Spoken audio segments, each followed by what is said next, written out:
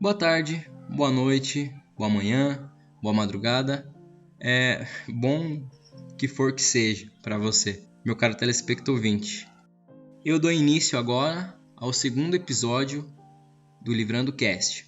Junto comigo, sempre acompanhado, muito bem acompanhado por sinal, meu caro amigo, grandiosíssimo amigo, Guilherme Augusto. É isso aí, cara. Eu tô aqui, sempre estarei aqui, continuarei aqui pro que der e vier. E aí, né, como foi apresentado aí no nosso primeiro podcast, a gente vai estar aqui falando sobre basicamente algo que ninguém conhece, que ninguém nunca viu, que é livros. Quem não conhece um livro, na verdade? Mas não basta só conhecer um livro, tem que saber qual é a informação que ele passa. E é para isso que a gente está aqui. Essa é a finalidade principal do podcast, passar a informação. Agora você me inspirou. Agora sim eu tô no espírito e vambora. A gente vai iniciar falando um pouco do tema do nosso podcast de hoje. Provavelmente vocês já viram o título do podcast. O título já entrega já. Não dá para fazer muito suspense. Mas o livro que a gente vai abordar hoje é o Armas da Persuasão.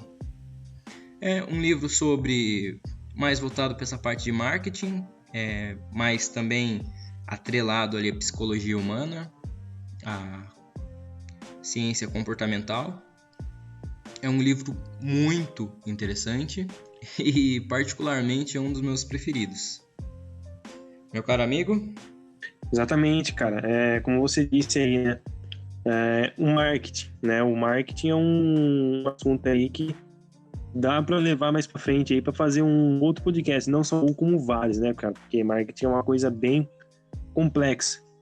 Mas o livro aí, né, como tá aí escrito aí no título e como você disse, né, é o Armas da Persuasão, escrito por nada mais, nada menos do que Robert Cialdini, né, um cara aí que é ninja em Que conhecer manja. aí. O cara manja, vamos ser sinceros. Manja, O cara né? manja, velho.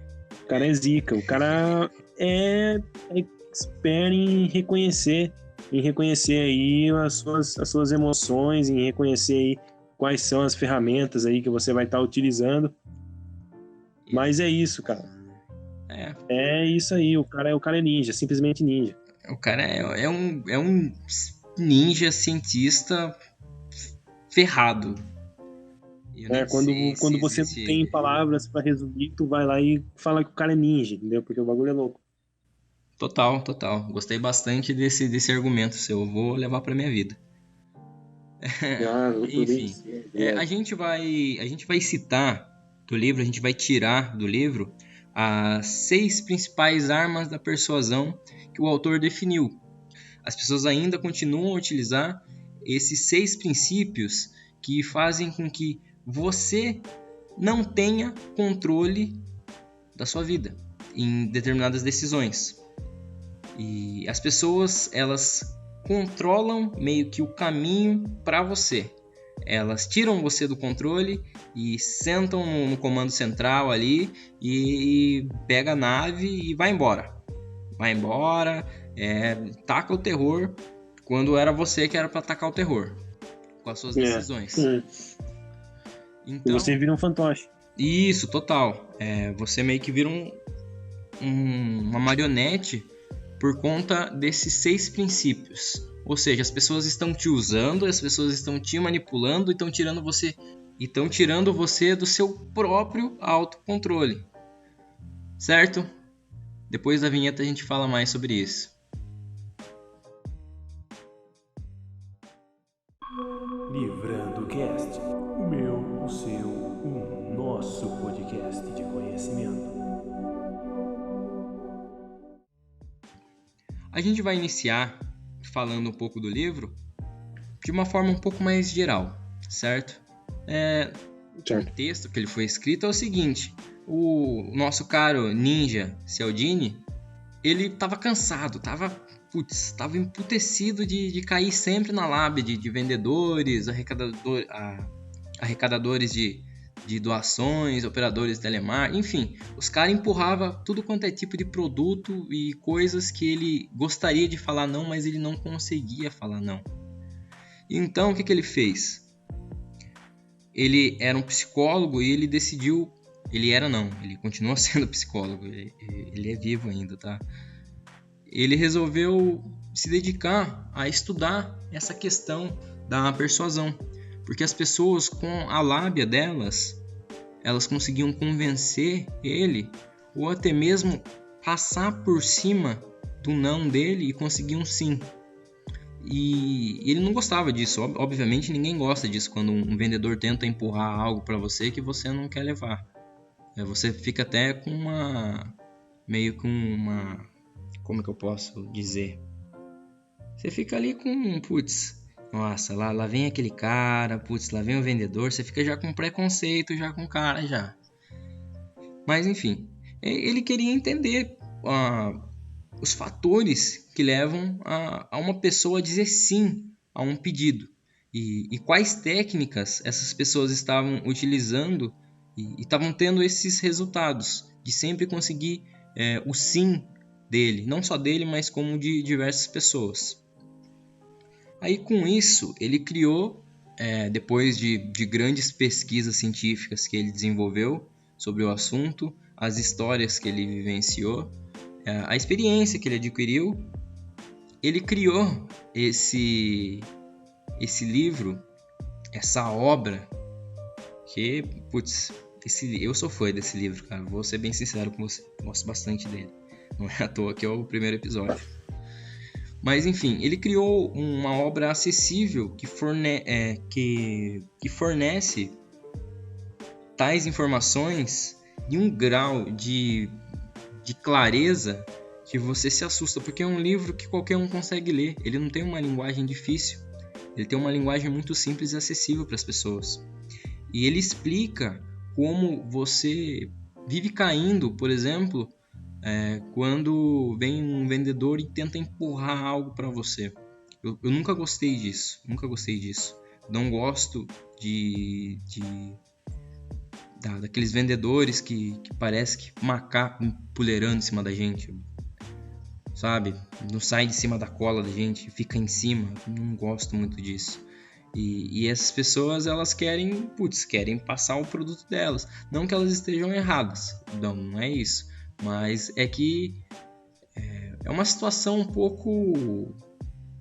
É uma situação ruim. Não sei pra você, meu amigo, mas pra mim é uma situação meio constrangedora, sabe? Eu não querer algum produto ou serviço, e mesmo assim a pessoa insistir naquilo, sabe? Tentando empurrar aquilo lá pra mim. Sim, cara. Não, sim, sem dúvida. É uma situação chata, né? Porque você percebe que na verdade, a pessoa ali, ela só tá querendo vender, entendeu, cara? Ela não tá preocupada se, por exemplo, aquele produto vai satisfazer a sua... se ele vai satisfazer ali a sua necessidade, entendeu? Se ele vai conseguir suprir a sua necessidade. Isso. E aí acaba se tornando algo supérfluo, entendeu? Tu vai, tu compra e se torna algo que você, depois de um tempo, você percebe que você não tem necessidade nenhuma de ter aquilo, né? Exatamente. É clássico Então, aqueles vendedores que você vai é uma comprar situação alguma assim calça. bem chata, na verdade. Você sabe que existem bastante pessoas. Sim. Sim. Você sabe aí que tem, né, bastante pessoas que fazem isso. Só que é uma coisa complicada, né? Porque, na verdade, mostra também um pouco de falta de profissionalismo da pessoa, né, cara? Olhando desse lado é verdade mesmo. Mas aí que entra o que nem eu ia falar, aquele vendedor que você vai pra loja pensando em comprar uma calça e sair com mais duas extras. Ou seja, o cara ele empurra pra você, só que ele entra no conflito de interesse dele. Ou seja, ele faz isso porque ele vai ganhar mais comissão, entendeu? Então, ele tá fazendo isso pensando nele. Que entra a questão, né? Só que daí, quando você aí faz que entra isso... a questão, né? Como que ele conseguiu fazer você aí adquirir essa mercadoria a mais, né? Exato. Com as armas da persuasão. A gente vai falar mais pra frente. A gente deu essa volta aqui pra dizer que o cara é foda, o cara é ninja, o cara estudou, o cara é psicólogo, o cara é PhD hoje em dia. Inclusive ele tá vivo, já falei isso antes, mas ele tá vivo ainda. tá meio velhinho, mas ele tá vivo. O cara é foda. Fale um pouco deles pra gente, meu caro amigo. Deles não, fale um pouco deles Falo sim, pra cara. gente. Do doutor Robert Cialdini. Então, basicamente aí, esse cara aí, ele não fez nada, né, mano? Ele só passou a vida dele inteira pesquisando sobre o assunto, né, cara?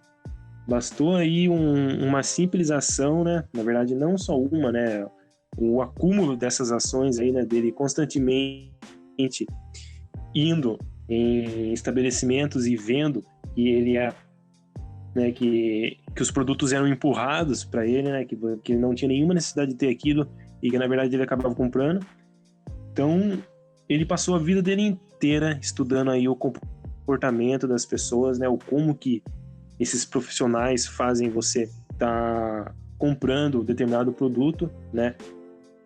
E também, né, na verdade, ele chegou a vender aí 5 milhões de cópias aí de livros aí, né, pelo mundo inteiro. E como eu disse, né, o mundo todo, então são 41 idiomas, né, que o livro dele foi traduzido.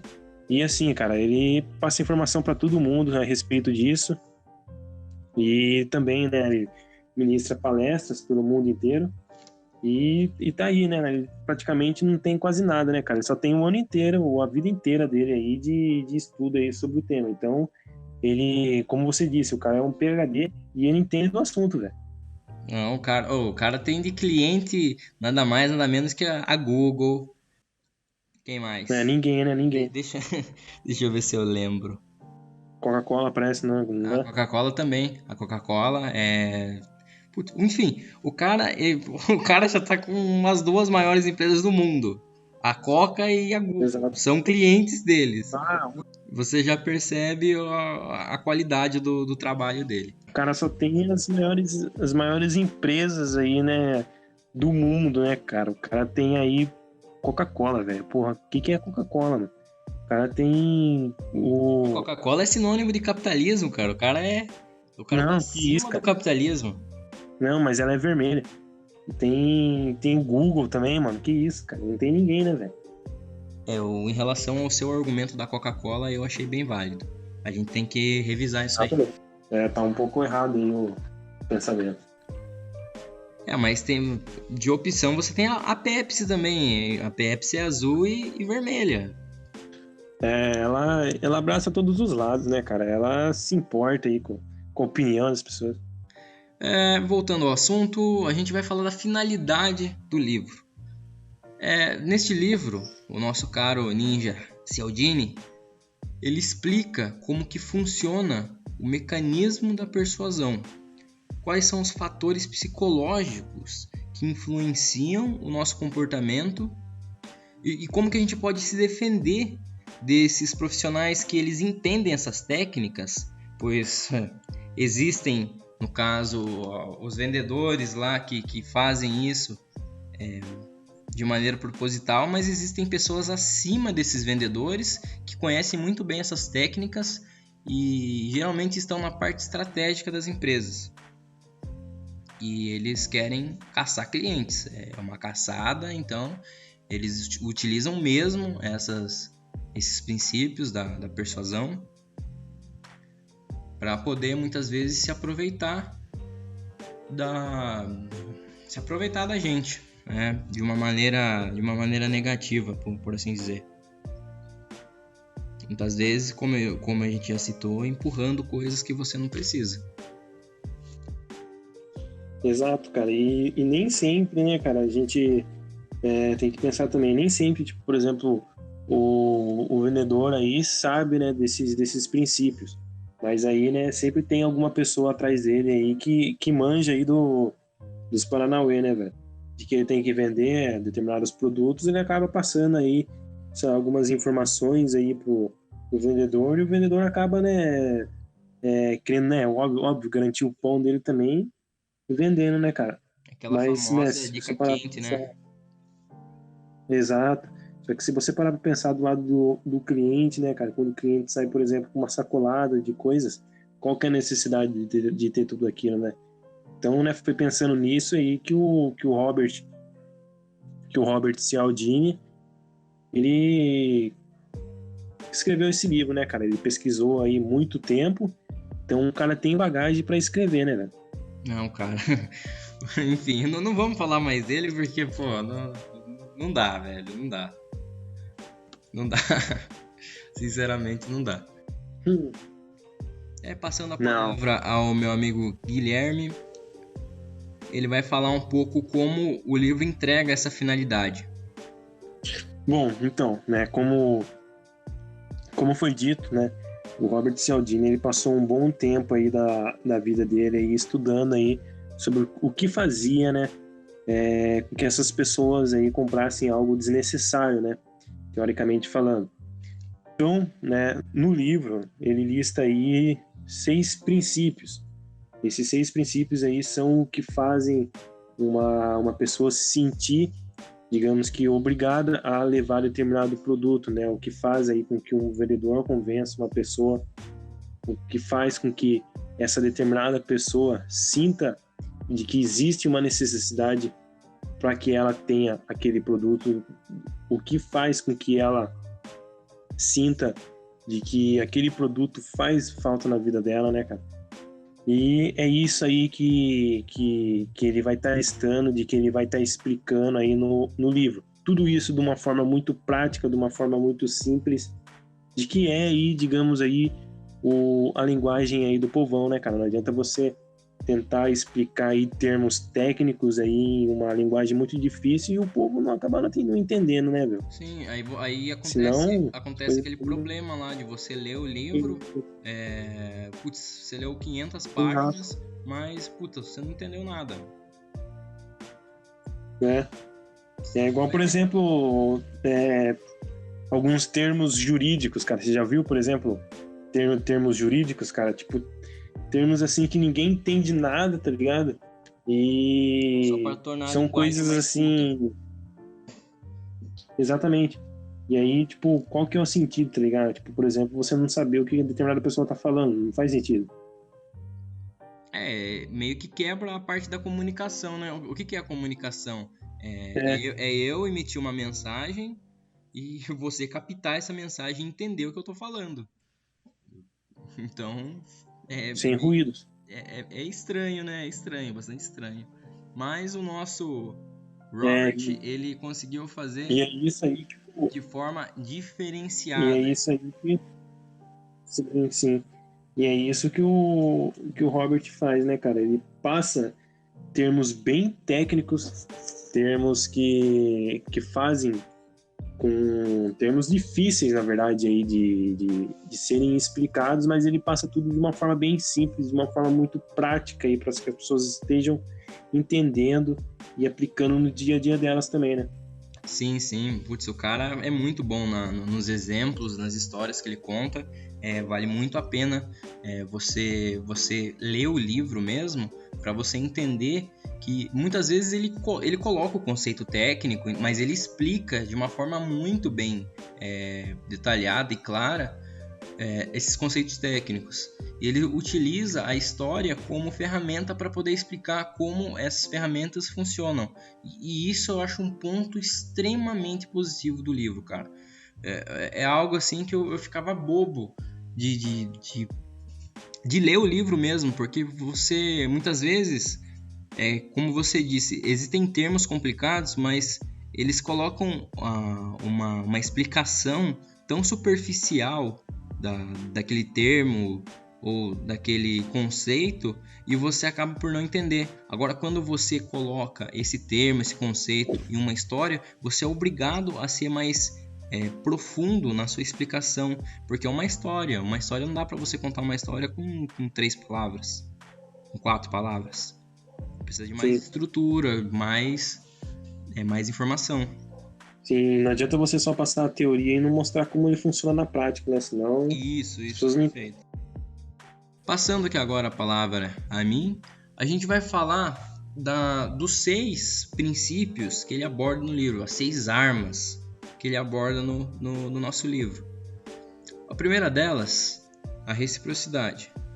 A gente se sente meio que obrigado, entre aspas, a retribuir um favor que uma pessoa veio e fez pra gente. Como, por exemplo, vamos colocar você, nosso amigo Guilherme, em um cenário hipotético. Vem um primo seu Sim. lá do interior, sei lá, no interior da Amazônia. Foi o primeiro lugar que me veio à cabeça. Vem e Lá te de empresta... uma aldeia indígena. Isso. Enfim, ele vem e te empresta R$500. Você tá Sim. precisando, você, tá passando por um momento difícil e empresta R$500 para você.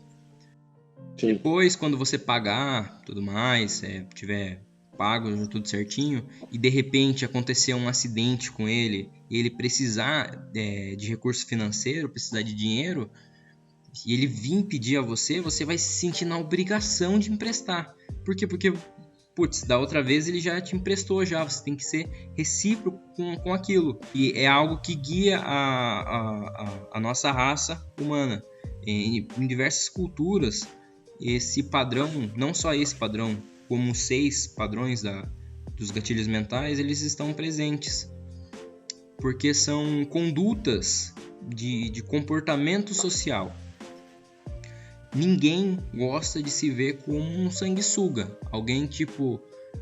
vamos colocar o Guilherme em outro cenário agora. O Guilherme tá lá, ele recebe um presente com muito carinho meu. Um presente de R$3.000. Tipo um carro. Uhum. Nossa. Enfim, Um ele carro de 3 mil. Um carro chique de R$3.000. E aí o que acontece? Só que aí quando chega no meu aniversário, o Guilherme vai lá e ele se sente pressionado em dar um presente equivalente ou superior ao meu que eu dei. Aí ele vai lá e compra uma bicicleta de R$5.000 para mim. É como funciona a reciprocidade. Agora, se ele desse algo menor ou muitas vezes nem lembrasse do meu aniversário, ele seria visto como uma pessoa popularmente chamada de cuzão. Ninguém gosta de um cara desse, velho. O cara é um babacão. Não. Tchau. Então existe esse padrão, sabe? Esse padrão comportamental dentre as pessoas, mas assim, não é algo que está escrito em lei. Não existe lei disso. A gente simplesmente é assim. Segundo os pesquisadores, é por conta da evolução humana. Quando a gente já vivia em caverna, vivia em tribo, você era esnobado, ignorado se você não presenteasse de volta ou não fizesse algo pelo próximo. Até porque o ser humano é um animal social, tem que saber viver em sociedade. Ou seja, um tem que ajudar o outro. Agora, se uma pessoa quebra esse laço, ele automaticamente é visto de forma negativa. É isso aí, cara, e é como você falou, entendeu? Digamos que talvez a nossa reciprocidade seja como uma moeda de troca, né, nego? Tipo, por exemplo, uma moeda de troca aí em questão de comportamento, né? A pessoa vem ali, faz uma determinada ação para você e você automaticamente começa a se cobrar e retribuir aquela ação para ela de alguma forma, né? E aí, isso aí vem à tona, né? Essa sensação vem à tona quando você vê que aquela pessoa realmente ela tá precisando ali daquela ajuda. É claro, né, que você, principalmente se for alguma pessoa próxima de você, você vai ajudar ela de qualquer forma. Sim, mas é aí vezes. Que entra a questão, né, cara? Esse sentimento aí da reciprocidade, ele também é utilizado aí por pessoas que só querem algo de você, entendeu? Que não necessariamente tem um vínculo emocional contigo, mas elas só querem algo de você. Então, elas, na verdade, elas te dão algo ou fazem alguma ação para você e, na verdade, o principal objetivo é acabar aí utilizando de alguma ação sua, entendeu? Às vezes, por exemplo, de algum poder que você tem nas suas mãos. Mas um exemplo do que as pessoas fazem hoje em dia, assim como o Guilherme disse, existem pessoas bem intencionadas e pessoas mal intencionadas. Mas dentro do mercado de cursos digitais ou de negócios digitais, o que está acontecendo hoje bastante? As pessoas elas estão liberando bastante e-books gratuitos como forma de ser recíproco, de ajudar a pessoa a entregar algo primeiro para a pessoa, para depois ela vir e posteriormente comprar algum curso ou algo do tipo. Mas é basicamente isso. O que acontece? Você se sente na necessidade de retribuir. Se alguém vem e te dá uma ajuda, depois você se sente na obrigação de ajudar essa pessoa. No supermercado se usava bastante isso, não sei se usa ainda. Faz tempo que eu não vou no supermercado. Mas antigamente tinha bastante produto para você provar, sabe? Tinha aquelas barraquinhas com biscoito, um cafezinho. E era bom, hein, caraca, as bolachinhas eram boas. Nossa, nem me fale. Secava o cara ia lá umas 3, 4 vezes comer bolachinha lá e não comprava. Aí você mostra que você é um belo usuário da reciprocidade. Cara, comigo aí os gatilhos mentais não funcionam, entendeu?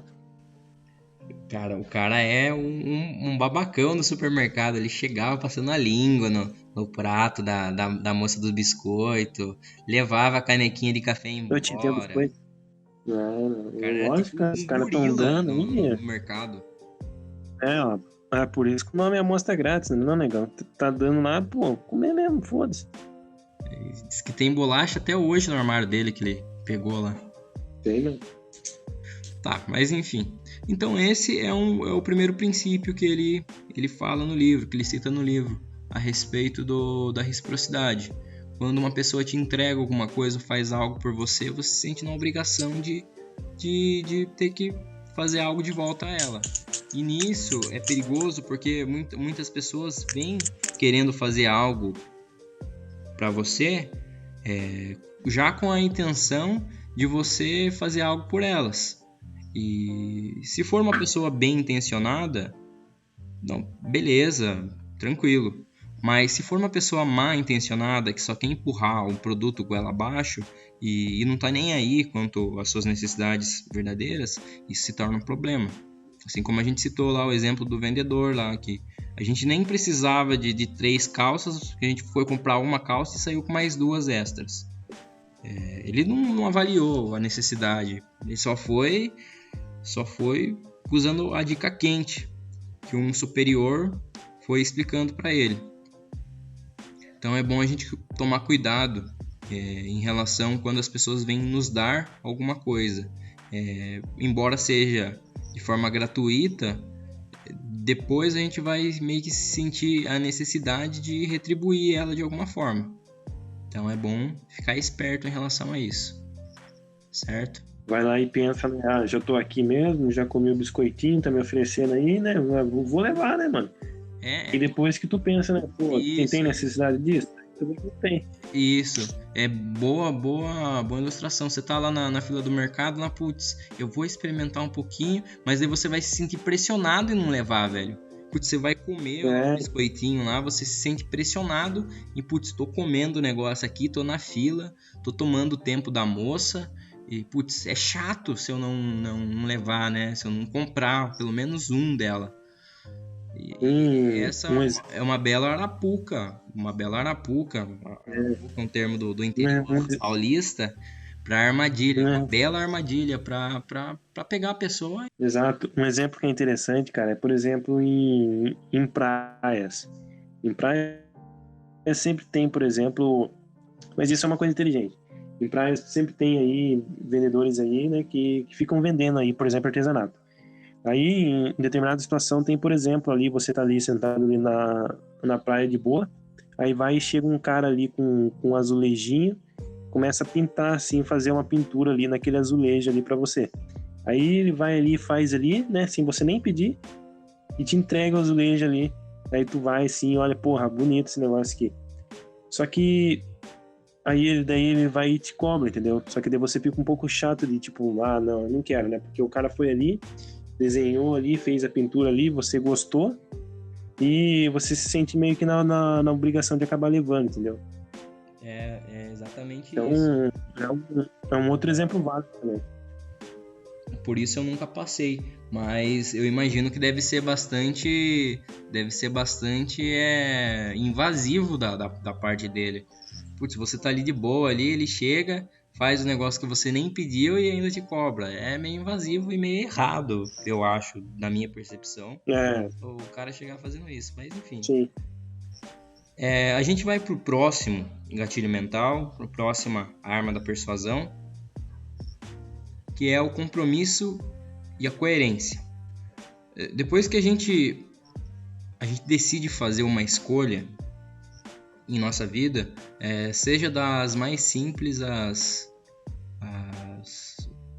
que mais vão ter impacto na nossa vida, a gente começa a enfrentar pressões para que a gente se comporte de uma maneira condizente com aquele compromisso que a gente assumiu.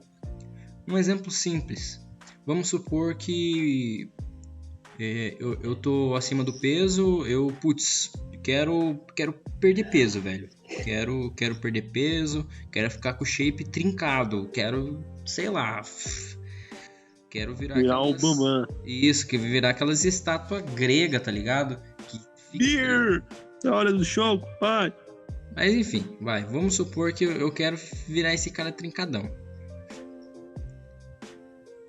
Se eu assumo isso publicamente, como por exemplo em um vídeo no Facebook, para todas as pessoas próximas a mim verem esse vídeo, eu vou me sentir pressionado, ou vamos supor que eu falo para todas as pessoas que eu quero emagrecer, que eu vou emagrecer, que eu vou ficar com o shape trincado, que esse é o meu desejo e eu tomei essa decisão. Se eu faço isso, eu vou me sentir pressionado a muitas vezes desviar esse caminho. O emagrecimento é uma coisa em partes difícil e exige bastante disciplina, e essa pressão ela te deixa dentro dos trilhos para você conseguir esse objetivo, porque você vai estar enfrentando uma pressão do tipo: eu assumi isso de maneira pública, e se alguém vier e falar para mim: mas você não ia emagrecer? E a pessoa vê eu comendo um hambúrguer no McDonald's, ela vem, olha e vai falar assim pra mim: mas você não falou pra mim que você ia emagrecer, ia ficar com o shape trincadão, bambam 2020? Esse não era o projeto do ano? Ia fazer a dietinha da sopa. E você não tem o que falar, porque você assumiu aquele compromisso para um grande número de pessoas ou para pessoas importantes para você, e você vai se sentir extremamente pressionado se a pessoa vier até você e questionar você diante disso, entendeu? Então é uma arma que no livro ele cita um exemplo da seguinte de um seguinte incidente que aconteceu. Vinha um cara, perguntava para um morador se ele podia instalar um outdoor gigante com um assunto salve a natureza, por exemplo. Eu não lembro agora especificamente qual que é o assunto, mas não interessa. Mas vamos supor que o assunto é salve a natureza. Instalar um outdoor enorme, de graça, no seu quintal, poucas pessoas aceitaram. Então o que aconteceu? Eles sugeriram de fazer com que a pessoa assumisse um compromisso antes de fazer esse pedido de instalar o outdoor. Então o que eles fizeram? Eles, alguns dias antes, algumas semanas antes, não lembro, eles foram e pediram para algumas pessoas fazerem uma pesquisa que colocava eles contra o muro, posicionava eles contra o muro, como por exemplo, você é a favor de salvar os animais da natureza? Você é a favor de salvar o meio ambiente? Você é a favor de deixar as nascentes das águas preservadas? E quando a pessoa escrevia assim na pesquisa, porque obviamente ninguém vai falar que não, só se for um cara bem dos cuzão, você tem cara de quem faria isso. Eu falaria assim sem dó, né? Brincadeira, falaria, pô, eu defendo. Pode parar. Pra marcar sim aí, e é isso aí. Mas, enfim, voltando ao assunto, o que acontece? Aí a galera marcava que sim, putz, quero proteger o meio ambiente, quero preservar as nascentes, quero preservar os animais, quero salvar a natureza. Ou seja, eles assumiam esse compromisso, mesmo que simplesmente fazendo ali um simples, como é que eu posso dizer? Respondendo uma simples pergunta, uma pesquisa. Mas eles assumiam essa escolha de proteger a natureza, de ter esse posicionamento, certo? E tendo esse posicionamento, depois de alguns dias, mas essa mesma questão veio de novo até eles.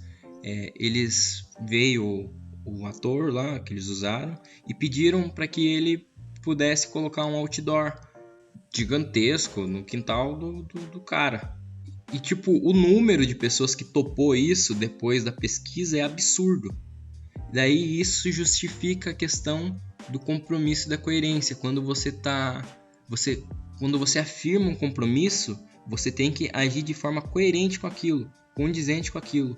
Se eu disse que eu vou perder peso até o final do ano, então eu não vou comer mais porcaria, ninguém mais vai me ver no McDonald's. Eu não ia citar empresas aqui porque eles não estão pingando cash, mas enfim, fazer o quê? Escapuliu. Mas, enfim, eles não vão me ver numa linha de restaurantes famosos de fast food com uma comida extremamente gordurante e ao mesmo tempo muito gostosa. Mas sim, vão me ver comendo uma saladinha, vão me ver na academia malhando, vão me ver tendo hábitos saudáveis. Exato, tendo sempre hábitos saudáveis, sempre atitudes condizentes com aquele compromisso que eu assumi de emagrecer. É exatamente isso.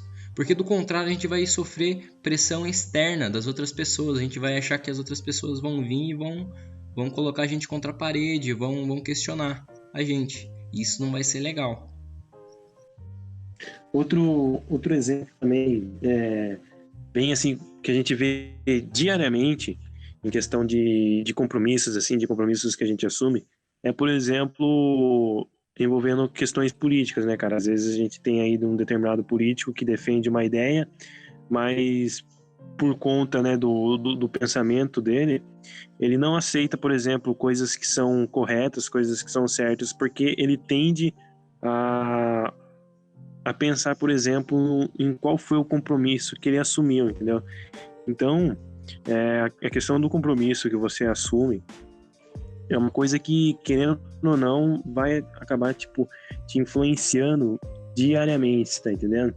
E é uma questão bem complexa, assim, né? Que querendo ou não, um outro aí gatilho mental. Exatamente, foi direto ao ponto, meu amigo. Indo para a próxima arma da persuasão, aprovação social. O que seria aprovação social? Quando a gente pensa da seguinte forma, a gente está atribulado com 1001 informações o tempo todo. Então a gente busca atalhos para poder ter algumas pré-informações e meio que deixar o nosso piloto automático. A gente utiliza a aprovação social como um desses pilotos automáticos. Como, por exemplo, a gente vai buscar indícios no comportamento de outras pessoas para saber o que a gente vai fazer. Como assim? Eu vou utilizar o próprio exemplo do livro. Eu e o Guilherme, a gente vai numa balada hoje.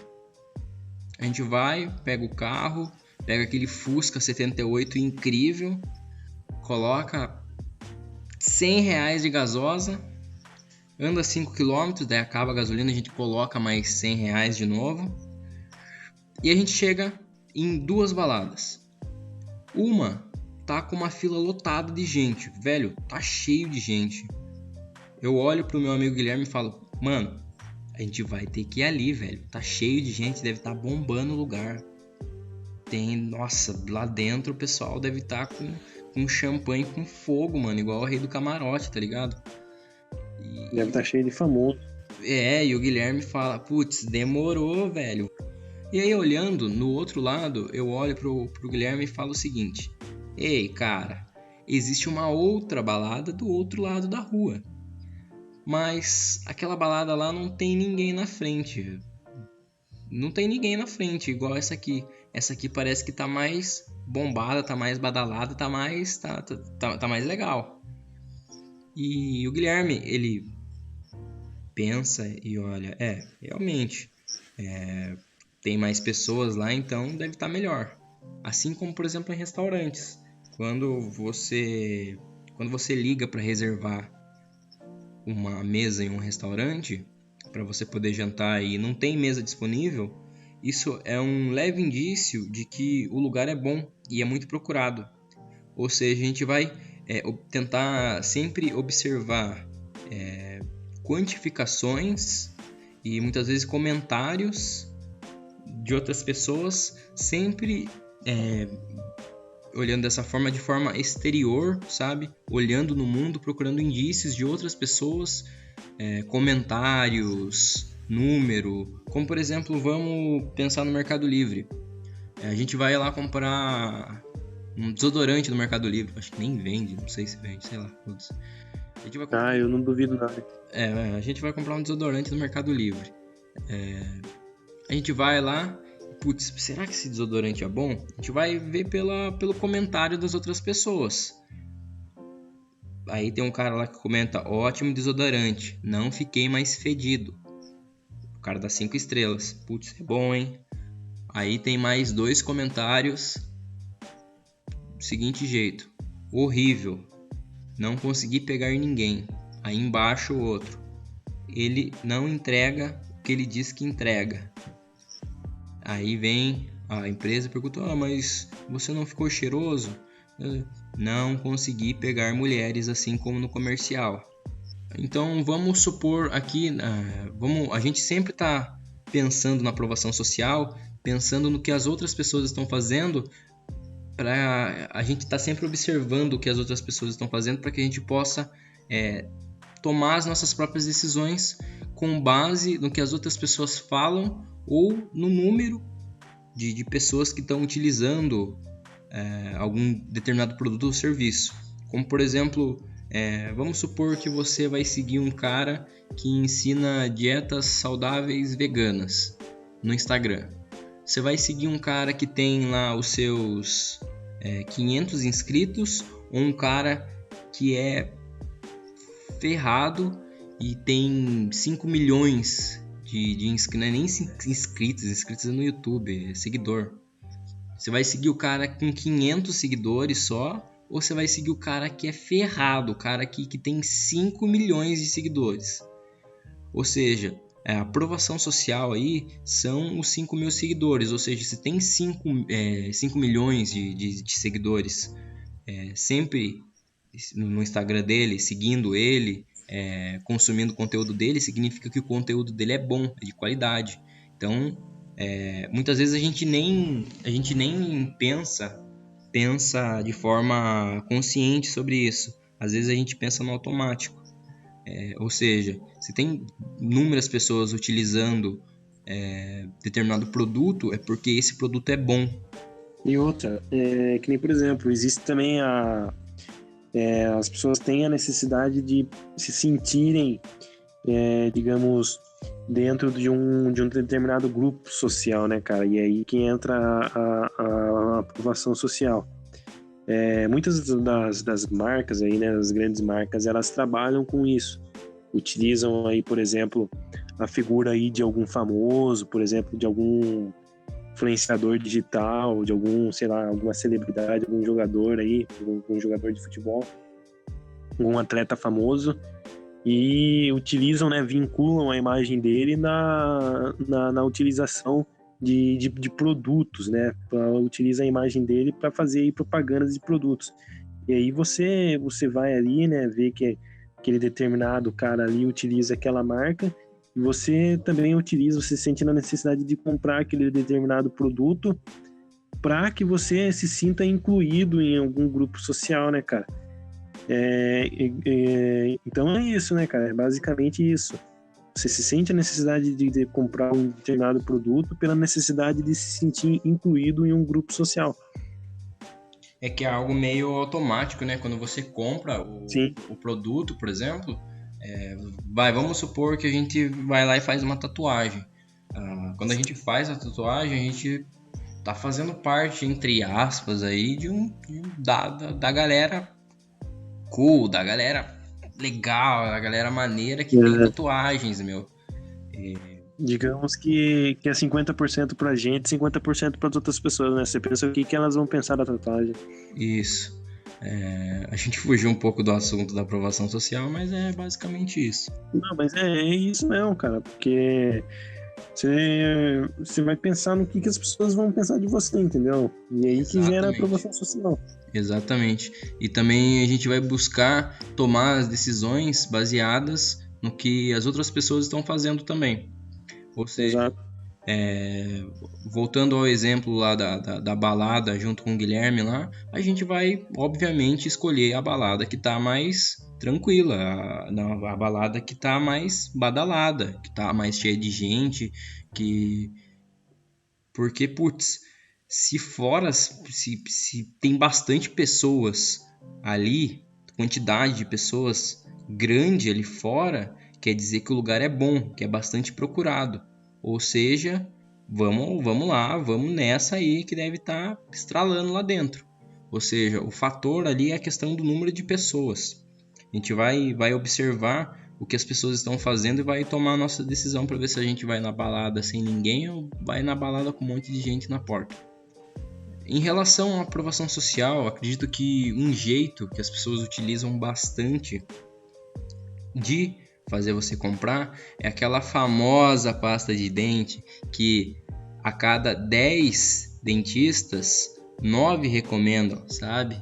É uma questão de número, tá ali debaixo dos panos ali, mas é tudo uma questão de número. São 9 dentistas que recomendam para que você use aquela pasta de dente, sabe?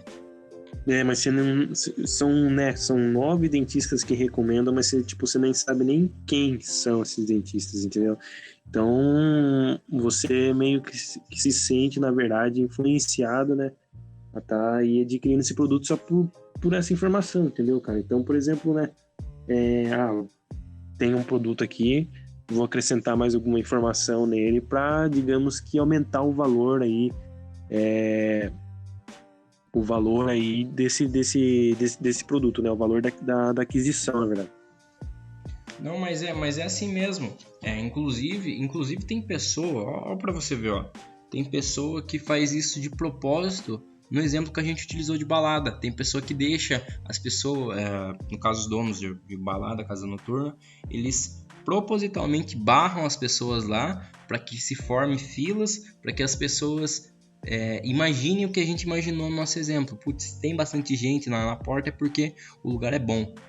Quantidade, a gente tem dentro da nossa cabeça que quantidade é igual a qualidade, ou seja, se tem bastante pessoas utilizando algo, é porque aquilo lá é bom. E a gente tem esse viés de confirmação porque sempre que a gente seguiu esse princípio, ele sempre estava correto dentro da gente. Ou seja, ninguém, tipo, o restaurante tá lotado porque a comida é ruim. Geralmente os restaurantes estão lotados porque a comida é boa, pô. Igual você falou, né, cara? A gente assimila quantidade com qualidade, né, mano? Só que aí que tá, você tem que tomar cuidado porque tem pessoas que sabem disso e utilizam disso pra poder passar a gente pra trás. Putz, eu já... vamos colocar um coach aí, Um coach ajudou mais de 500 pessoas a conseguir os seus respectivos objetivos. Putz, o cara já ajudou 500 pessoas, velho. Então, ele vai conseguir me ajudar também. Só que, na realidade, muitas vezes, ele não ajudou 500 pessoas. Ele pode estar exagerando um pouco nesse número. Ele pode ele pode estar alterando isso de alguma forma. Na verdade, tipo, talvez ele tenha até, tipo, atendido 500 pessoas, tá ligado? Mas não necessariamente ajudado, entendeu? Não que necessariamente o serviço dele tenha sido um serviço útil, entendeu? Perfeito, muitas vezes foi apenas cliente. Exato. Falou assim, eu tenho mais de 500 clientes. Mas isso não quer dizer que o atendimento dele seja bom. Correto?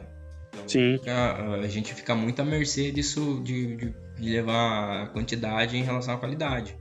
A gente tem que tomar cuidado com isso, porque tem pessoa mal intencionada, sim, e essas pessoas utilizam desse gatilho, sim. Então tem que ficar de olhos aí abertos para poder notar essa artimanha que eles usam e poder simplesmente desviar dessas armadilhas. E são coisas assim que são perceptíveis, né? Que a partir do momento que você tem essas informações de que isso é praticado, você começa a notar exemplos diariamente, né, cara? Você começa a perceber as coisas. Exato, é como se você tivesse pegado a pílula do Matrix, tá ligado? Pô, você tem o conhecimento, aí o mundo já não é mais o mesmo. Fechando aqui, a gente vai pro próximo gatilho mental, que é a afeição. Afeição nada mais seria do que a gente sentir que a gente tem algo em comum com outra pessoa. E a gente vai acatar os pedidos, mais pedidos dessas pessoas. Ou seja, se eu tenho um professor, vamos supor que eu sou lá um aluno na sala de aula, eu tenho um professor que tem muitos pontos em comum comigo.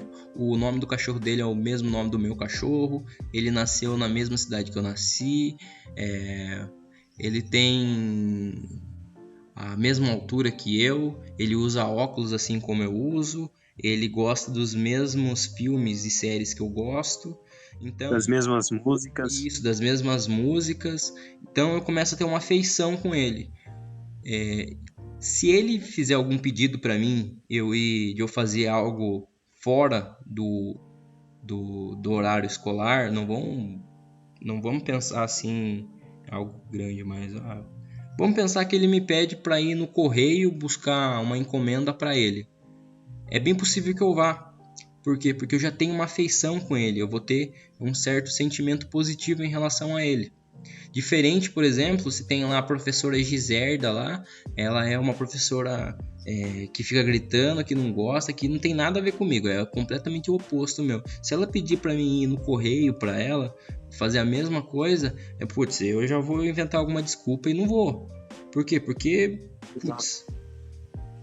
eu não tenho afeição com ela, não vai ser legal. Se eu acatar os pedidos, vai ser por pressão. Se eu falar que eu vou pegar o negócio lá no correio para ela, vai ser por pressão, porque eu não vou me sentir à vontade. Agora, com esse professor maneirão aí, que é igual a mim, eu vou com o maior prazer do mundo.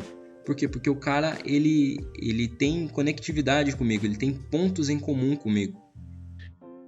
E o interessante também, cara, que a afeição, né, quando você começa a entender ela, você percebe que ela está interligada também com os outros princípios, né, meu? Está interligada também com o princípio do compromisso, né? E no seu exemplo aí do professor, né? Você sabe que ele passa ali, por exemplo, determinado conhecimento para ele, então você se sente meio que obrigado a retribuir esse determinado conhecimento. Também, né, por exemplo... Da reciprocidade, né? Não, mas também compromisso e também reciprocidade. E aí, né, você vai e realiza determinada atividade para ele, né, porque você se dá bem com ele, você se identifica com ele, né? Sim, total. Porque o cara é igual a mim, o cara gosta das coisas que eu gosto, tem um comportamento semelhante, ou seja, eu vou acatar as coisas que ele fala, porque o cara é brother, tá ligado? É a mesma coisa de você pedir pra mim pra fazer um favor pra você.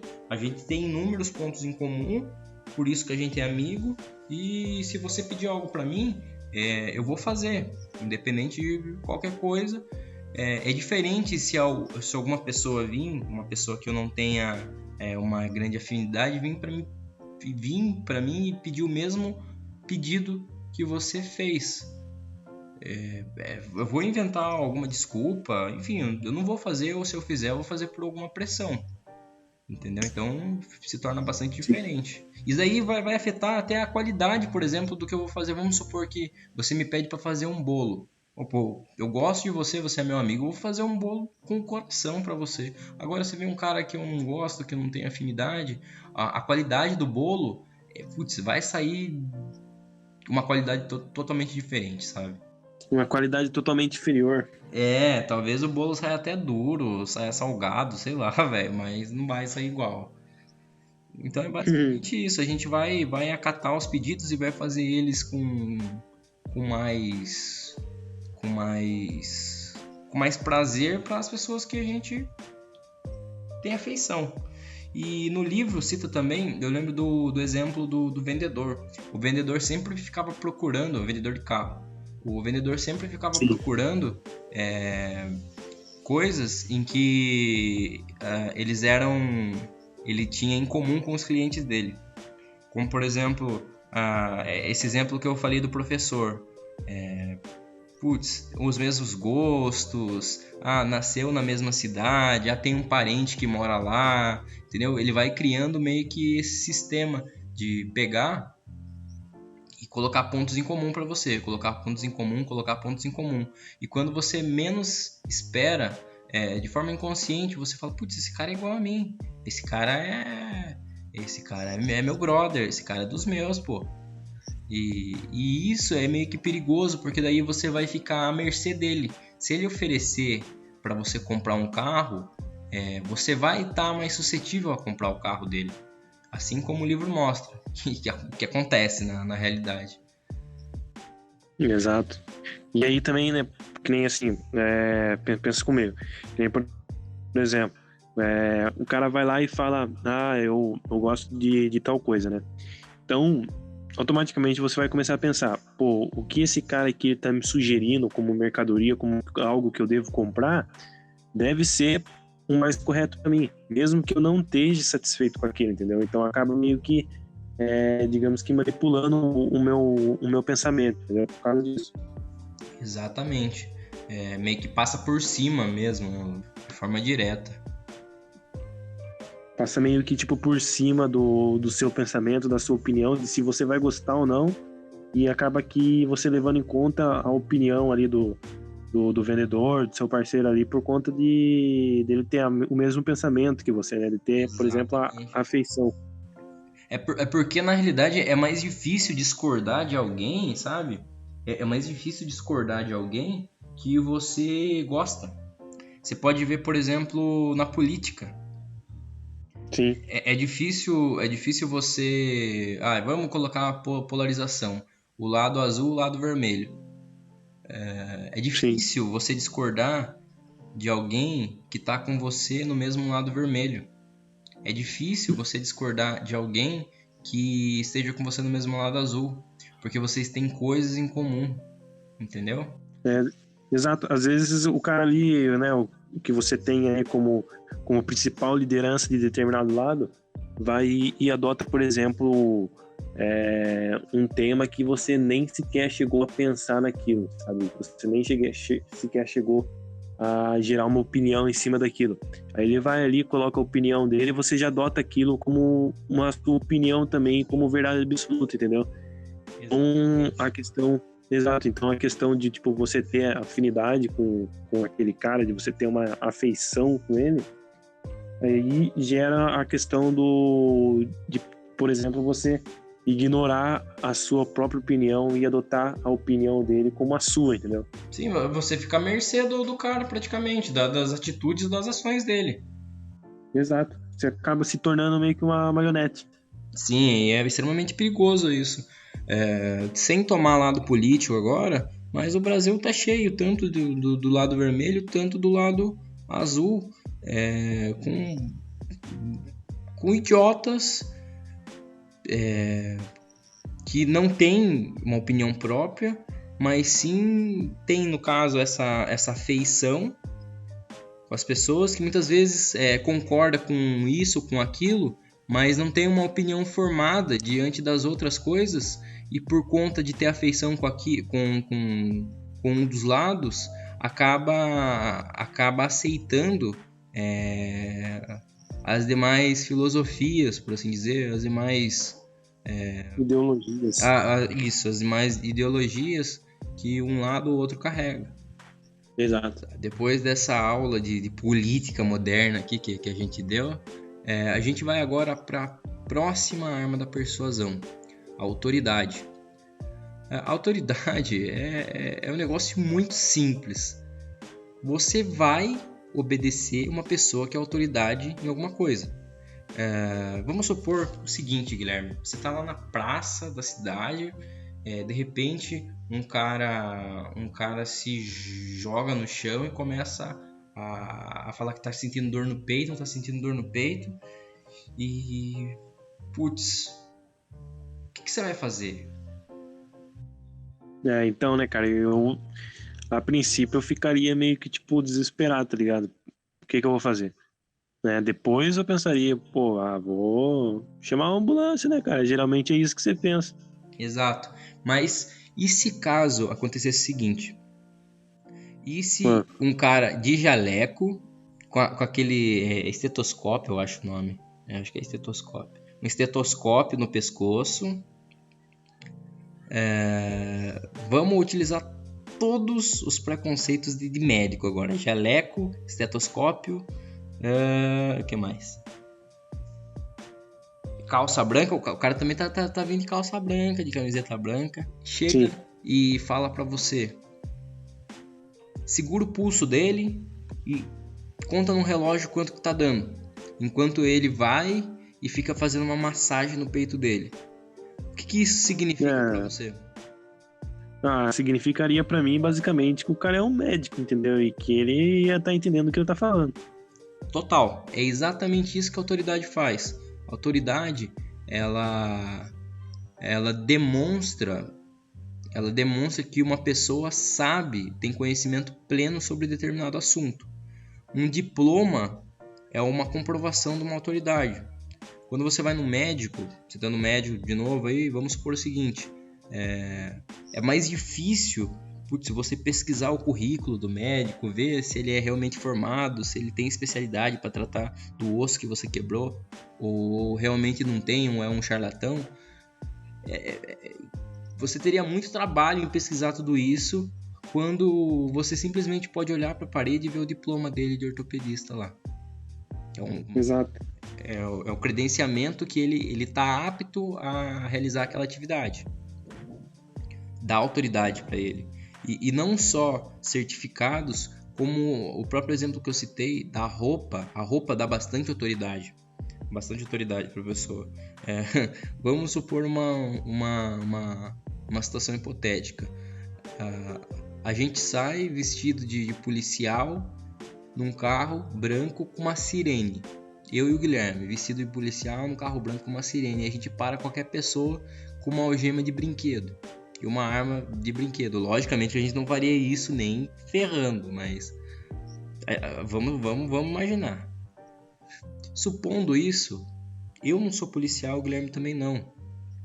Mas a gente estando vestido de policial, estando num carro branco, não precisa nem ser um carro da polícia, mas um carro branco com som da polícia só já seria o suficiente para parar alguém e algemar uma pessoa. Seria o suficiente colocar ela dentro do carro e levar ela embora. Você é louco? Já pensou? Não, mas esse tipo de ideia é você quem tem. Mas enfim, isso é hipoteticamente possível nesse caso por conta da roupa que a gente tá. Chega um cara vestido de policial e fala pra você abaixar, ajoelhar ou colocar a mão pra cima. Ou fazer as três coisas ao mesmo tempo. Abaixar, ajoelhar e colocar a mão pra cima e na hora que você menos percebe você tá dançando um funk. E você caiu numa pegadinha. Você vai escutar o que o cara tem a dizer. Porque é um atalho. Nada mais é do que um atalho. Você vai dizer sim a uma autoridade que vem e sabe do que tá falando. entendeu? Você aceita com menos resistência as informações que ela tem para passar e muitas vezes até os comandos que ela tem para você. A gente pode pensar no seguinte exemplo. Vamos supor que tem um comercial, assim como o Guilherme falou anteriormente. O que eles vão utilizar num comercial? O que você acha que as pessoas utilizam num comercial, meu caro amigo? Uma pessoa que tem autoridade naquilo lá, no assunto. Pessoas famosas que vamos supor, por exemplo, um produto de emagrecimento para mulheres.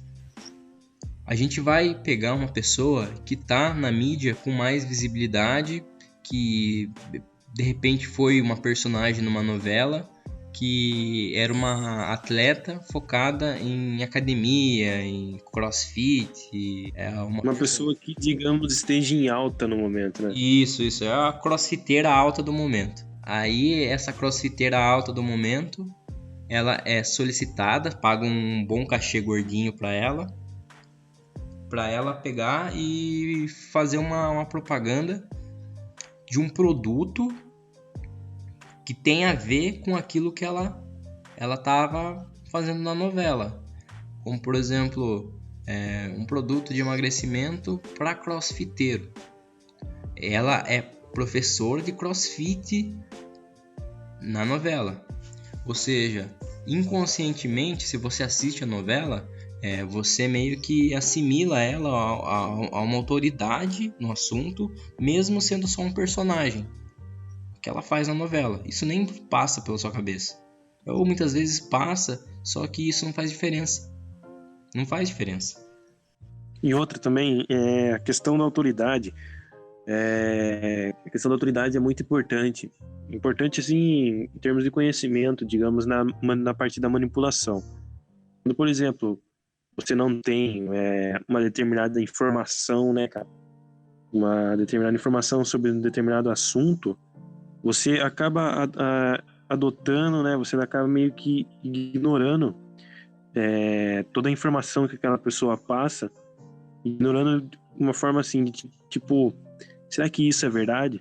Será que isso é coerente? Será que isso faz sentido? Exato. A pessoa vai ali, fala uma determinada coisa para você, você vai e adota aquilo como verdade absoluta só porque ela detém algum posto, entendeu? Ela, por exemplo, detém alguns diploma. Então, isso aí acaba se tornando algo relevante para você, entendeu? Não, mas é exatamente isso que você falou. Sabe por quê? Porque no próprio livro tem um exemplo. Tem um exemplo do Choque, que tinha os atores, certo? E tinha as Sim. pessoas que iam fazer o experimento. O que acontece?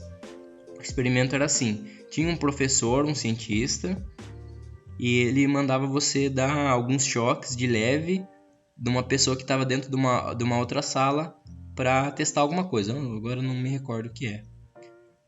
E aí o ator era esse cientista e era quem estava tomando choque. Mas a pessoa que estava fazendo essa ordem eram as pessoas que realmente estavam participando do experimento sem saber. Aí o pessoal começou a levar o pessoal lá para dentro da sala para fazer esse experimento, colocando eles começaram com choques devagares que faziam cosquinha na pessoa lá dentro. Então o ator já sabia como reagir àquilo. Ele ia reagindo de acordo com o grau de intensidade do choque que a pessoa ia dando. Só que chegou num momento que os choques foram começando a ficar muito, muito fortes, onde o cara tava começando a chorar de dor lá dentro, começando a se contorcer de dor, e a pessoa que tava participando do experimento chamava ele de João.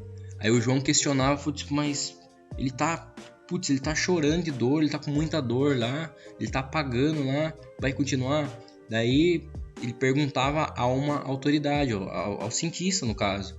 E o cientista falava, não, pode continuar, é por um bem maior.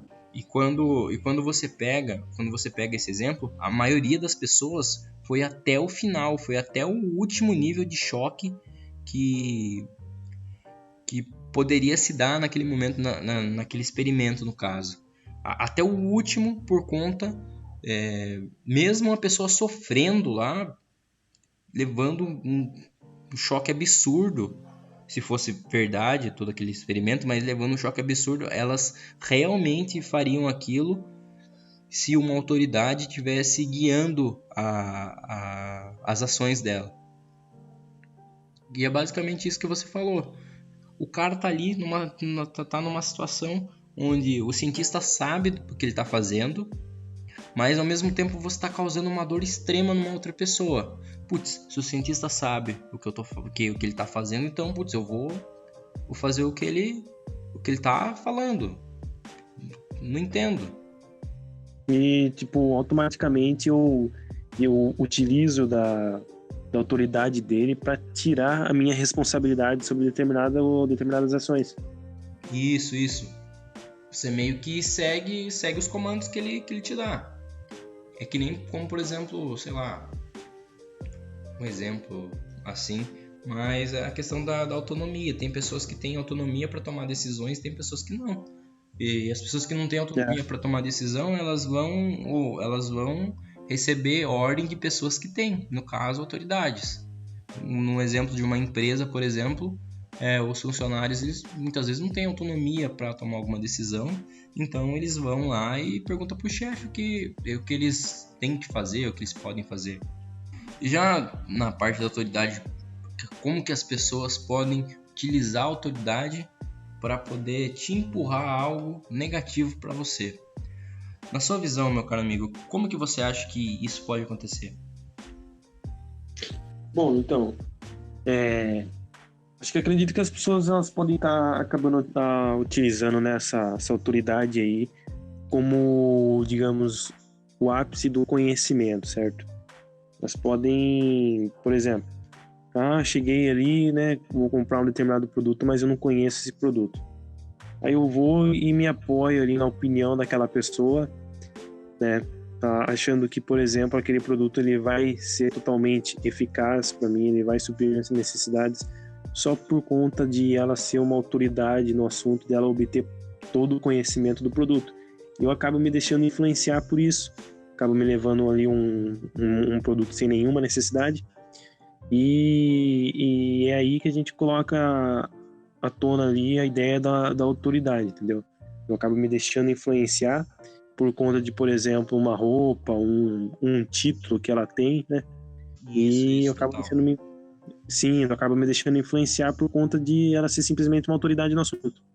É que nem o famoso caso dos 9 em cada 10 dentistas recomendam. Puta, é um dentista, pô. Você entende sobre dente? Sinceramente, você entende sobre o seu dente? Não. E Não. outra, É uma pergunta que eu tô fazendo 9... pra você às 11h30 da noite do dia 17 de maio, velho. Você entende sobre o seu dente? Eu não. Não entende, pô. Você vai procurar quem? Um dentista.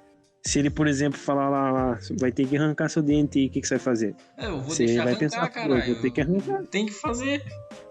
Exatamente isso. Se o cara é autoridade, o cara ele pode abusar da autoridade dele para fazer com que você faça coisas que podem vir a trazer benefícios para ele. Utilizando isso na parte de vendas. Pode vir um cara para você e falar, putz, eu sou especialista nisso, eu sou master nisso. E nisso ele pode acabar prejudicando não, mas ele pode acabar empurrando algo para você só porque você muitas vezes não consegue tomar a decisão porque você vê ele como autoridade e você pensa, putz, eu tô em um determinado grau e ele está num grau mais elevado de conhecimento, então basicamente a pessoa cobre os olhos com uma venda e utiliza esse cara para ganhar. E é perigoso porque, como a gente disse, existem pessoas bem e más intencionadas. Então é bom andar sempre com os olhos abertos, 2 olhos na frente e 2 olhos atrás, para não ter perigo de acontecer algo que prejudique a gente, tomar alguma decisão que venha prejudicar a gente. Agora a gente vai pro próximo e último gatilho mental. O gatilho mental da escassez, e um dos mais fortes também. É uma regra muito básica, por assim dizer. Tudo se torna mais valioso quando fica menos disponível. É uma regra de mercado, Guilherme. Você pode comentar mais sobre isso? Posso sim, cara. Então, basicamente seria tipo, por exemplo, você entra lá numa determinada loja, X lá, né? E você vai e procura um produto, né? E você vê que ali não tem aquele produto que você quer, mas a pessoa vai e te apresenta um outro produto que talvez possa até fazer quase a mesma função do que esse que você estava almejando. Aí ela vai lá, né? Você fala, não faz sentido levar isso aí, cara. Não tô precisando disso agora nesse momento. Mas aí ela vai lá e fala, olha, é o último do estoque, ele tá num preço baratinho e semana que vem vai acabar. E eu vou ter isso aqui só daqui, por exemplo, uma semana, 2 semanas. E eu não vou conseguir segurar para você. Sim, e você pode acabar precisando dele. Aí você vai e sai da loja, mas você fica pensando, putz, cara, será que eu não vou precisar mesmo? Putz, eu perdi a chance de comprar isso daí em tanto lá, R$ 99,99, entendeu? Isso. E você acaba levando por conta de, por exemplo, basicamente você sentir a escassez do produto, entendeu? Você precisar do produto. Então a escassez basicamente é você demonstrar a pouca disponibilidade do produto. E tudo que é menos disponível se torna mais valioso. Vamos supor o seguinte. Vamos supor que a gente... Vamos utilizar um exemplo bem ensino médio, vai. Tem lá a gatinha top lá. Eu me senti um cara de 50 anos, um tio careca de óculos escuros de 50 anos falando isso. Mas ela tem a gatinha top lá. E é uma só. Ela é uma só. Entendeu? Então, ela, por ser uma só, ela já é menos disponível. Certo? E tem um monte de caras que querem ficar com ela. Ou seja, é uma garota para um monte de possíveis pretendentes para ficar com ela. Então, ela sendo única, ela se torna unicamente disponível. É só ela, caramba. Então é escasso. Automaticamente, você vai ver essa garota com uma outra visão. Talvez ela até, tipo, aquele famoso pedestal, tá ligado? Quando você coloca alguém no pedestal só por conta da escassez dela. É algo que pode vir a acontecer. Por conta disso. Putz, muitas pessoas querem, aí vem a questão da aprovação social. Muitas pessoas querem, questão de quantidade. Só tem uma, no caso é essa garota. E, putz, é valioso. Imagine se eu conseguir ficar com ela, cara. Vou ficar com a garota que todos os caras querem ficar. E os caras são loucos porque só tem uma única garota dessa daí. Agora vamos supor que existem diversas... Vamos supor que existe de 80... A regra de Pareto, vai. 80% de garotas para 20% de garotos. Talvez até tenha essa questão da escassez. Para uma menina aqui, uma menina ali que se destaca das outras. E também tenha essa regra com os meninos. Mas aí você vai ter mais abundância em relação a garotas e não vai se preocupar tanto com uma ou outra, entendeu? Você vai ter mais opções, digamos assim. Um outro exemplo também, cara, que é bastante interessante, é um exemplo mais atual, é, por exemplo, álcool e gel. Vamos supor que determinada farmácia ali, ela vai e trabalha ali com uma proximidade maior com o cliente, né? Com digamos que Conhece o cliente uma... com nome. Sim, Cliente brother ali mesmo. e entrar em contato sempre ali com o cliente. Aí vai ali, chega ali o álcool gel ali, né? Aí a farmácia vai e liga pro cliente, fala, ó, chegou o álcool gel que tal, por tanto preço. Aí a pessoa vai e fala, pô, mas eu já tenho aqui álcool gel aqui em casa. Mas daí ela vai e fala, então, amanhã chegou aqui, amanhã mesmo já acaba aqui esse álcool gel aqui. A gente vai ficar, tipo, por exemplo, 1, 2 semanas sem o álcool gel. Aí a pessoa vai e sente a necessidade de comprar, entendeu? Se desespera, né? Fica desesperado. É, exatamente, cara. Daí a pessoa vai lá e compra 3, 4 litros de álcool gel, sendo que Nem é precisava algo que você não vai gastar tanto, entendeu? Porque é um pinguinho assim que você põe na sua mão assim já faz eficácia, entendeu? Já tem uma eficácia. Exatamente. Por causa disso, né? A pessoa se desespera. Putz, e se eu não conseguir? E se for uma oportunidade única? E se for um? Quando que eu vou conseguir de novo? Exatamente. Uma coisa que aconteceu comigo também é bem parecido com o exemplo que você citou no começo. Eu fui na loja comprar um celular, na loja das Américas, não vou citar o nome, mas fui lá, fui em busca de um outro celular, de um outro modelo que eu tinha pesquisado, mas acabou que não tinha lá, realmente não tinha. Mas depois ele mostrou um outro modelo para mim, que era o modelo que eu acabei comprando. Ele mostrou pra mim, explicou pra mim que era praticamente igual, que só trocava a linha do celular mesmo. Mas enfim, ele mostrou pra mim, eu vi e falei, inclusive era mais barato também com o celular que eu tava planejando comprar. Então, eu falei, putz, então eu vou levar esse.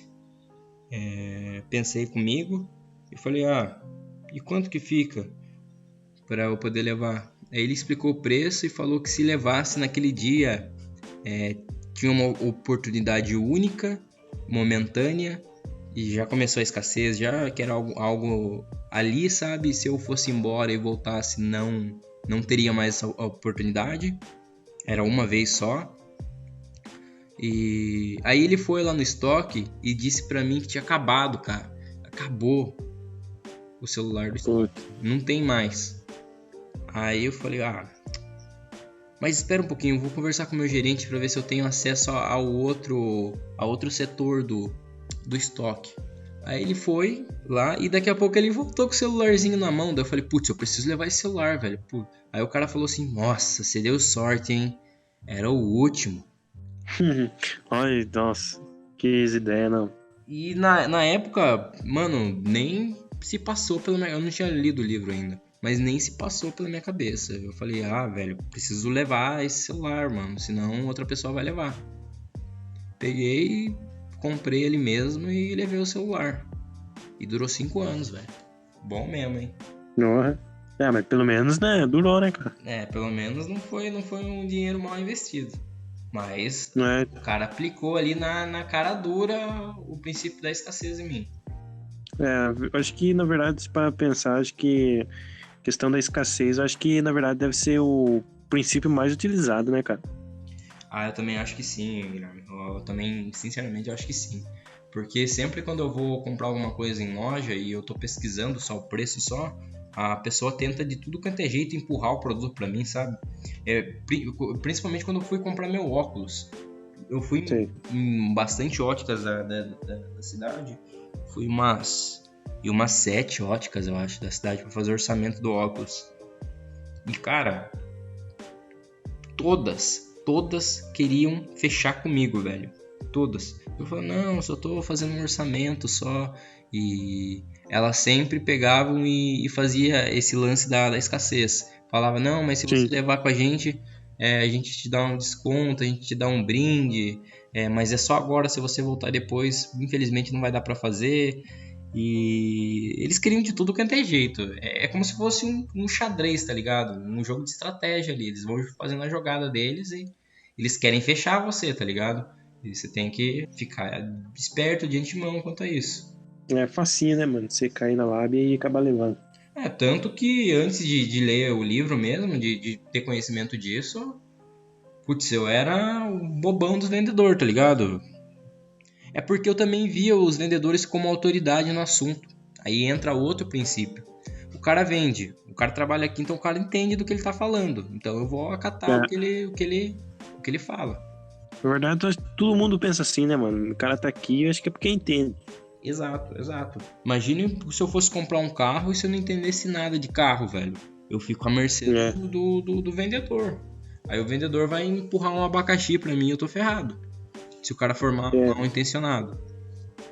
Verdade, e acabar prejudicando a imagem da empresa, né? E dá um B.O. desgraçado. Sim, ele vai correr atrás do interesse dele. Então agora eu passo a palavra ao meu amigo Guilherme, depois que a gente falou dos 6 princípios básicos, os gatilhos mentais contidos no livro Armas da Persuasão, que são a escassez, que a gente acabou de falar, a autoridade, a afeição, a aprovação social, o compromisso e a coerência e também a reciprocidade. Esses 6 princípios são utilizados por muitos profissionais que estão na parte estratégica das empresas, não só em empresas, mas muitas vezes as pessoas utilizam sem ao menos saber que estão utilizando. Então, você sabendo disso, você consegue se comportar melhor no meio social e consegue, acredito que ter um impacto mais positivo na sua vida, conseguindo se proteger de algumas investidas contra você utilizando alguma dessas armas da persuasão, algum desses gatilhos mentais. Agora eu passo a palavra ao meu amigo Guilherme, que ele vai passar a moral desse livro. O que a gente leva com esse livro? O que a gente aprende com esse livro? Então, moralzinha da história, né? O livro aí, ele é estruturado em 6 princípios, né? 6 aí, digamos, pilares. E são várias coisas aí que a gente tem para aprender. Bom, na verdade, a gente nunca notava essas coisas aí sendo colocadas em prática, mas a partir do momento que a gente faz a leitura, de que a gente obtém essa informação, tudo fica mais prático e a gente começa a notar as coisas com mais facilidade, né? Que nem, por exemplo, a escassez. Eu citei aí o exemplo do álcool em gel, né? E são coisas assim que a gente nota no nosso dia a dia quando a gente faz a leitura desse livro, né? Que é um livro aí que traz muita informação para você. Ele traz informação não só para você que quer ingressar aí no mercado, né? Que quer ser, por exemplo, um vendedor um marqueteiro aí, um vendedor de qualidade, ou também simplesmente obter informação e reconhecer aí informações aí que são passadas por vendedores, né? Porque, assim como a gente disse, tem profissionais, maus profissionais e bons profissionais em todas as áreas. E essas ferramentas, elas são utilizadas por bons profissionais e por maus profissionais. Varia muito de como que essa pessoa vai utilizar. Então, não necessariamente porque você está levando mais de um produto quando você entra na loja, né? Não necessariamente você está levando produtos supérfluos. Às vezes você leva, por exemplo, compra uma calça, mas o vendedor consegue fazer com que você compre um cinto. É um produto que tem a utilidade. Agora, por exemplo, você leva uma calça, aí você vai e leva um boné, né? Qual que não faz muito sentido, tá ligado? Tipo, você vai usar o boné, só que ali, momentaneamente, aquilo não tinha necessidade. Então, ele utilizou dos princípios para acabar te convencendo de algo que não tinha nenhuma necessidade de ser adquirida por você. Então, né, o que a gente pode subtrair de toda essa informação aí que o livro passa é a gente saber conhecer, a gente saber identificar aí os princípios e como que as pessoas vão fazer para te manipular, para te fazer você comprar um determinado produto ou adquirir uma determinada ideia.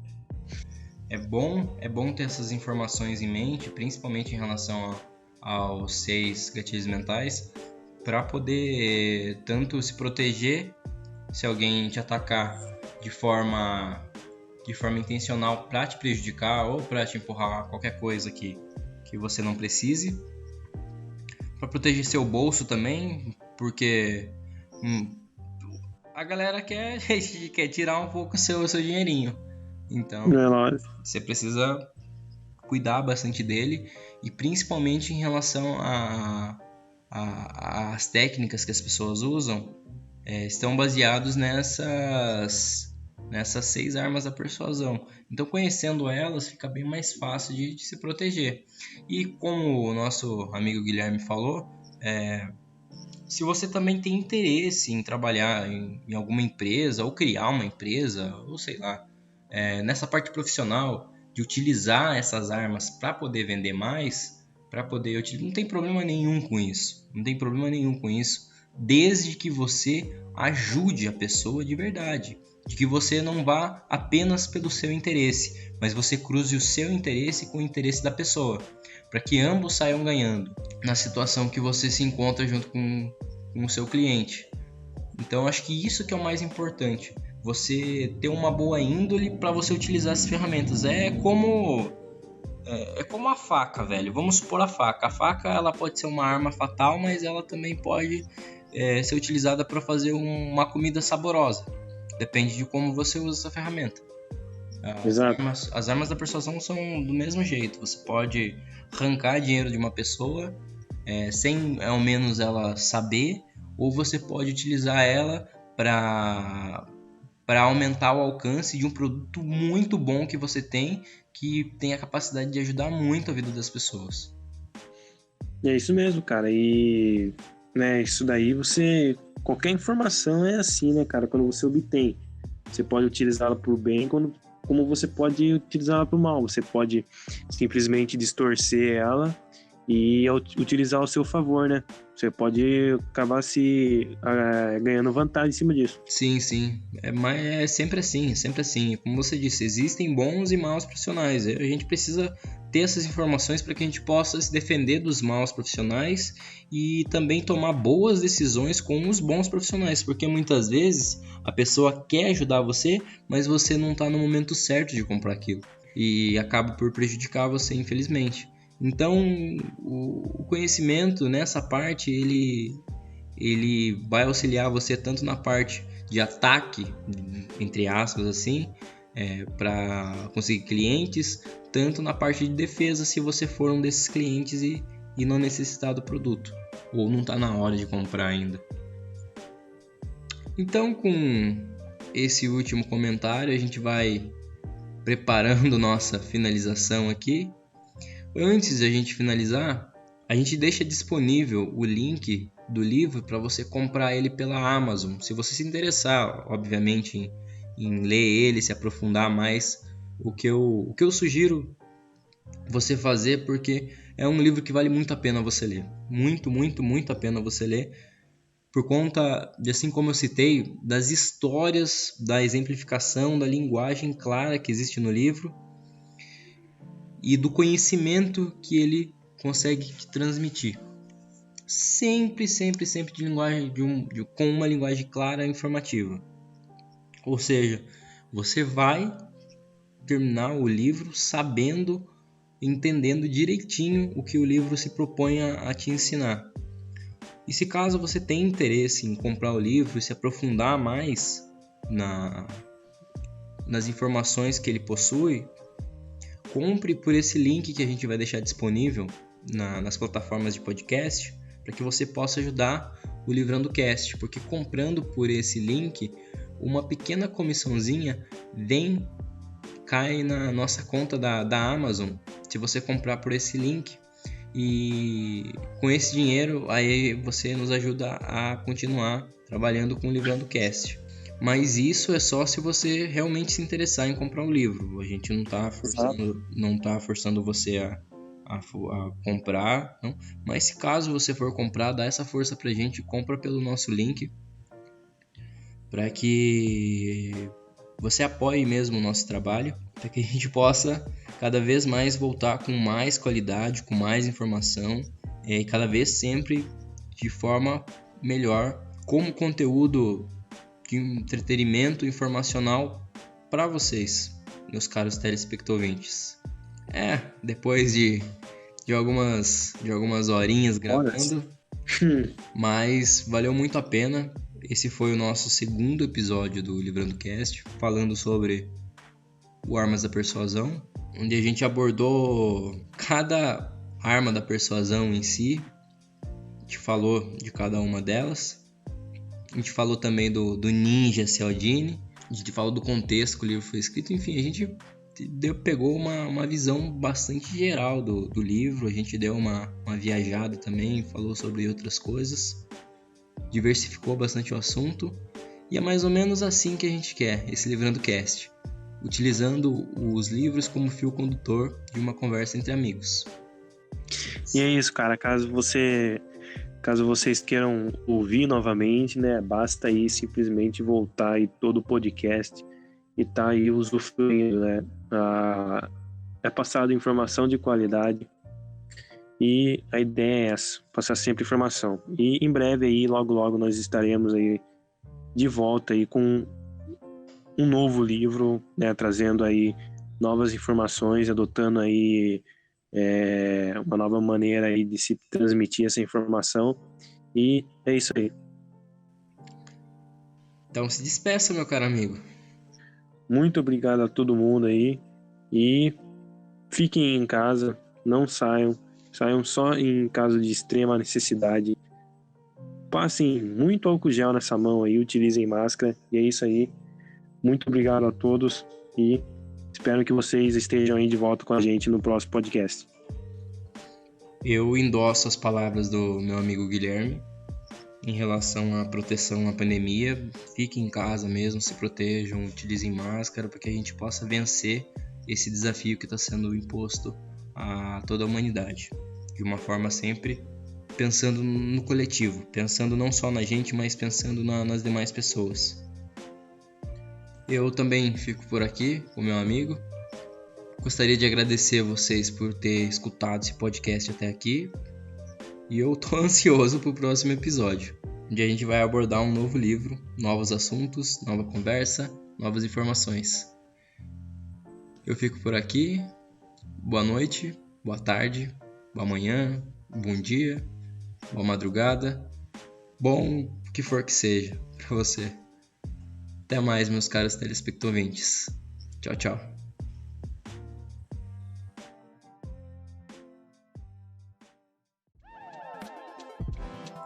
Livrando Cast.